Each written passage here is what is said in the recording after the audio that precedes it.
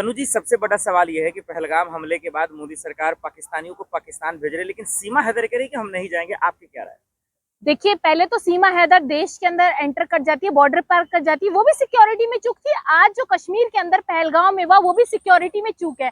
एक आम इंसान बॉर्डर पार करके आ सकता है, तो सोचिए टेररिस्ट के लिए कितना आसान हो जाएगा बॉर्डर पार करना। अब सीमा हैदर को भी भेज देना चाहिए, क्योंकि सीमा हैदर कब एजेंट निकल जाए इसका किसी को नहीं पता। सीमा हैदर खुद तो ये कहेगी नहीं कि मुझे पाकिस्तान जाना है, क्योंकि वो तो दुनिया को ये दिखा करके आई है कि मैं अपने पति को छोड़ करके आ गई हूँ। अब वो ये तो नहीं कहेगी कि मुझे छोड़ दो। अगर वो इंटेलिजेंस एजेंट भी होगी, वो पाकिस्तानी एजेंट भी होगी, तो वो ये तो नहीं कहेगी कि मुझे पाकिस्तान जाने दो। जाने नहीं देंगे, उसको कैद कर लेंगे भारत में। इसलिए वो अपना जीवन चला रही है। मोदी जी को सबसे पहले सीमा हैदर को यहाँ से भगाना चाहिए, सारे पाकिस्तानियों को देश से निकाल देना चाहिए, क्योंकि जो हमारे लोगों को इन लोगों ने मारा है उसका बदला लेने का सिर्फ एक ही तरीका है, पाकिस्तानियों भारत खाली करो। और भारत जो है वो पाकिस्तान को बताएगा सिर्फ पानी से कुछ नहीं होगा। आज अगर इंदिरा गांधी जी होती तो आज इनको रातों रात हमारी सीआरपीएफ, हमारी सेना ने पाकिस्तान को उखाड़ दिया होता, दो टुकड़े कर दिए थे ना पाकिस्तान के। अब पाकिस्तान को समझ में आएगा कि क्या होने वाला है आने वाले समय में। लेकिन क्या नरेंद्र मोदी जी इस पर एक्शन ले पाएंगे? क्योंकि मोदी जी चुनावों में ज्यादा व्यस्त है, मोदी जी नजर ही नहीं आ रहे। बस रैली करते हुए दिख गए थे जिस दिन हुई थी, शौक मना रहा था पूरा देश, उस दिन मोदी जी रैली करे, उसके बाद से मोदी जी कहीं नहीं दिख रहे। तो मोदी जी क्या एक्शन ले रहे हैं, क्या पार्टी तय कर रही है भारतीय जनता पार्टी, क्या इनका एजेंडा रहने वाला है पाकिस्तान से निपटने का, कुछ समझ नहीं आ रहा। लेकिन देश की जनता ये जानना चाहती है कि पाकिस्तान को कैसे सबक सिखाएंगे नरेंद्र मोदी। लेकिन जिन लोग शहीद हुए हैं जम्मू कश्मीर में, तो सीमा हैदर को भेजने से इंसाफ कैसे मिल जाएगा? ये कैसा सीमा हैदर को भेजने से इंसाफ नहीं मिलेगा। हम नहीं चाहते कि सीमा हैदर की प्रेजेंस में वो, हमें क्या पता कौन सी एजेंट है, क्या कर रही है क्या नहीं कर रही, तो हम नहीं चाहते कि वो यहाँ पर रहे। आपको प्रेम हुआ, आप यहाँ कैसे आ सकते हैं? जब यहाँ से हम हर पाकिस्तानी को भगा रहे हैं तो वो भी पाकिस्तानी है, सीमा हैदर उसे भी जाना चाहिए। और उस लप्पू झप्पू जो भी उसका हस्बैंड, अगर उसको भी जाना है तो वो भी चला जाए, हमें इससे कोई दिक्कत नहीं। लेकिन देश उसे एक्सेप्ट नहीं करेगा। वो किसी की भाभी नहीं है। जो भाभी भाभी ट्रेंड चला रहे हैं ना, वो देश की भाभी नहीं है। आप ये समझिए कि वो एक एजेंट हो सकती है पाकिस्तानी, जो देश के लिए आगे वाले समय में खतरा हो सकती है, इसलिए उसको भेजना जरूरी है। नहीं, लेकिन योगी सरकार या मोदी सरकार के संरक्षण में है ना, तमाम चीजें हुई हैं। सचिन तो हमारे देश का है ना, वो तो हिंदुस्तान का है। 25-26 लोग भी मोदी सरकार की संरक्षण में कश्मीर गए थे। मोदी सरकार के कहने पे गए थे कि धारा 370 हटा दिए, कश्मीर घूमिए, कश्मीर में रहिए। कश्मीर घूमने पे आतंकवादी हमला हो जाता है तो कश्मीर में रहने कौन जाएगा? तो वो भी संरक्षण में थे। उनके साथ क्या हुआ? मोदी जी, योगी जी के पास Z+ सिक्योरिटी है, कंगना रनावत के पास, हमारे रामदेव के पास सिक्योरिटी है, मेरे पास नहीं है। मैं तो कश्मीर नहीं जाऊंगी और मैं अपील करूंगी कि आप मत जाइए। आप ये देखिए, आज जो कश्मीर में हमला हुआ है उसके बाद टूरिस्ट क्या वहां पर जाएंगे? डर के मारे टूरिस्ट कम हो जाएंगे, वहां के लोग बेरोजगार हो जाएंगे। तो ये किसकी नाकामी है? अमित शाह जी की नाकामी है? किसकी नाकामी है? ये होम मिनिस्ट्री, डिफेंस मिनिस्ट्री की नाकामी है। तो ये रिस्पॉन्सिबिलिटी जो ले रहे हैं 27-28 लोगों की मौत के बाद, आप उनको बचा सकते थे। 1.5-2 घंटे तक लोग रोते रहे, बिलखते रहे। आपने वो वीडियो सोशल मीडिया पर देखी होंगी, जब वो बेटी अपना दुख बता रही है, जिसकी अभी कुछ दिनों पहले शादी हुई थी, कि उसके पति का नाम पूछकर, धर्म पूछ करके मार दिया गया, हिंदू मुस्लिम को अलग होने के लिए कहा गया। तो आज देश की राजनीति ने आज पाकिस्तान को फायदा पहुंचाया। पाकिस्तान ने जानबूझ के धर्म पूछ करके लोगों को मारा, ताकि देश में धार्मिक उन्माद फैले, हिंदू मुस्लिम हो, लोग आपस में लड़े और मरे। नहीं, लेकिन सीमा हैदर अगर जाती है तो फिर उनका भी तो परिवार है, उनके बच्चे, वो भी तो तबाह हो जाएगा ना। सचिन भी तो अरे तबाह होगा, लेके जाइए आप अपने बच्चे को, क्योंकि हिंदुस्तान में आपकी कोई जगह नहीं है। जो औरत अपने पति को छोड़ करके यहाँ आ सकती है, तो वो किसकी सगी होगी? किसी की सगी नहीं हो सकती। आज सचिन के लिए वो यहाँ आ गई है, कल किसी और के लिए कहीं भी चली जाएगी। तो पाकिस्तान हिंदुस्तान आना जाना ये चलेगा नहीं। सीमा हैदर को बोलिए कि आप यहाँ आई है, आपको यहाँ से जाना पड़ेगा।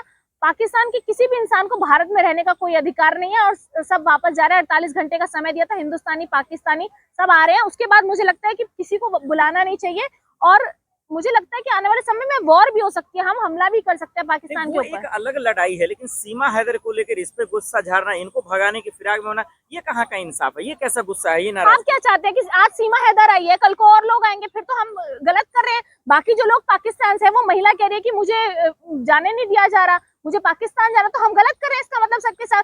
सीमा हैदर के लिए अलग रूल्स नहीं हो सकते, सबके लिए सेम रूल्स होंगे। तो सीमा हैदर को जाना पड़ेगा ये छोड़कर।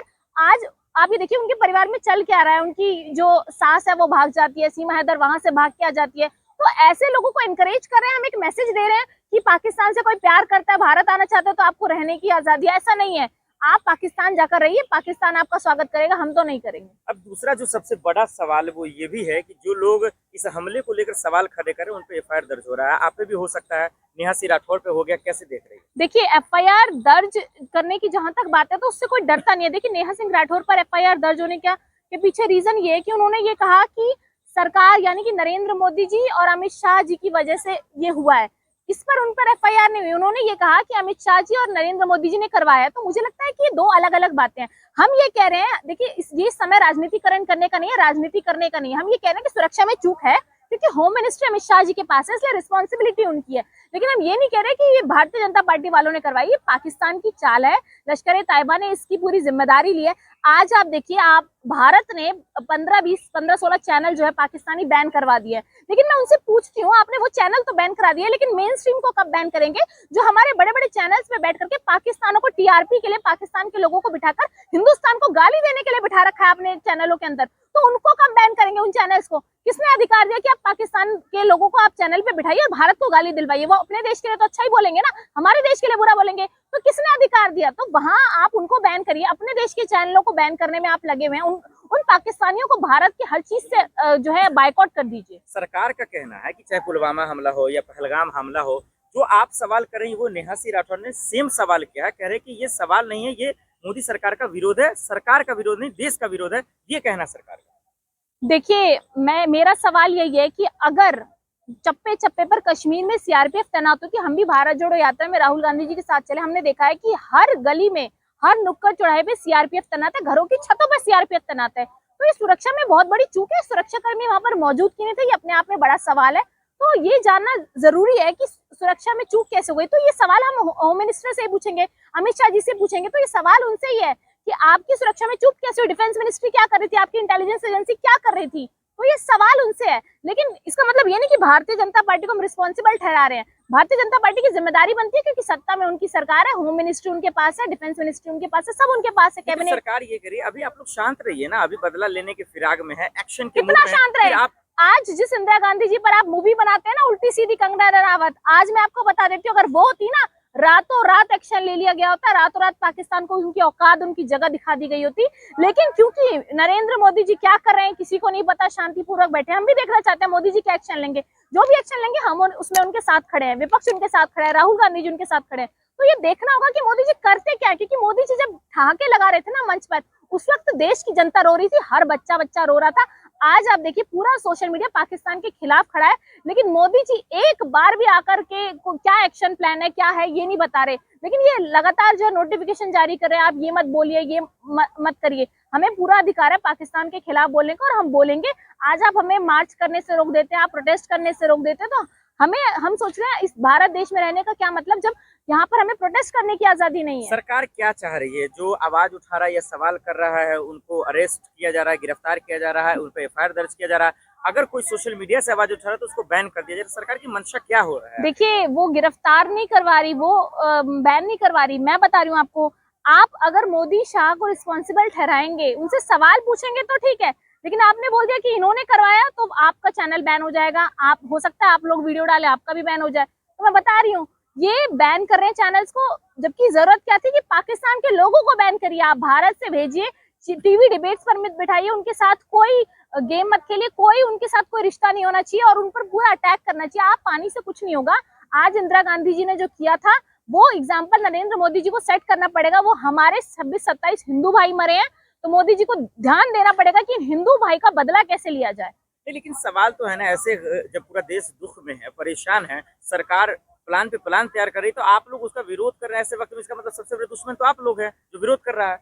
देखिए, विरोध करना, विरोध जताना हमारा लोकतांत्रिक अधिकार है, और विरोध इसलिए नहीं कर रहे, हम विरोध नहीं कर रहे, हम ये कह रहे हैं कि रिस्पॉन्सिबिलिटी लेनी चाहिए। आज अगर 27-28 लोग बच जाते हैं, अगर home ministry, defence ministry, intelligence agency अपना काम कर रही होती, हम ये कह रहे हैं। और आज अगर नरेंद्र मोदी जी को एक्शन लेते हैं, हम उनके साथ खड़े, पर एक्शन तो लीजिए। आप तो छुप कर बैठे हुए हैं, नजर ही नहीं आ रहे नरेंद्र मोदी जी, ना अमित शाह नजर आ रहे हैं। कश्मीर जाते नहीं है, बिहार में बैठकर आप ललकारते हैं इतनी तेज आवाज में। मुझे नहीं लगता कि नरेंद्र मोदी जी इस पर कोई एक्शन प्लान तैयार कर रहे हैं, क्योंकि अगर कर रहे होते तो अब तक पूरा एक्शन ले लिया होता, पाकिस्तान को बता दिया होता। आज पाकिस्तानी हमें धमकी दे रहे हैं, पाकिस्तानी सीधा ललकार रहे हैं कि आपकी सरकार, निकम्मी सरकार हम पर इल्जाम लगा रही है। तो पाकिस्तानियों को बताने का सही समय कब आएगा? नरेंद्र मोदी जी, अभी हमारे 26-27 लोग मर गए, देश शौक में है, आपको अभी एक्शन लेना पड़ेगा। हम इंतजार करें कि नरेंद्र मोदी जी कब एक्शन ले, पूरा विपक्ष उनके साथ खड़ा है।